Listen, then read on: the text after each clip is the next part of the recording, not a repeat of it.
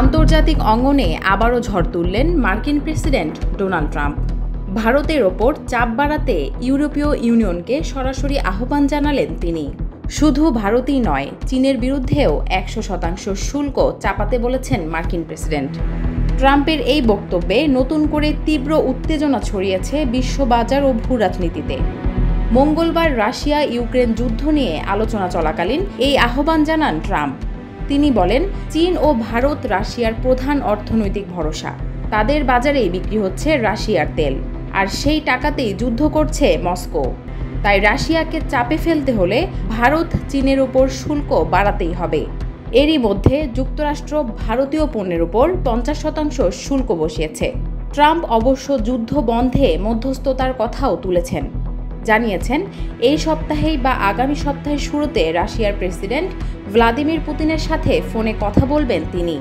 যদিও এর আগেও তিনি একাধিকবার শান্তি আলোচনার প্রতিশ্রুতি দিলেও বাস্তবে এখনও কোনো সাফল্য আসেনি। ট্রাম্প মনে করেন, যদি ইউরোপ, ভারত ও চীনের ওপর শুল্ক বসায়, তাহলে রাশিয়াকে আন্তর্জাতিক বাজার থেকে একঘরে করা সম্ভব। ওয়ালটন এখন দেশের সীমানা পেরিয়ে পৌঁছে গিয়েছে 50টিরও বেশি দেশে।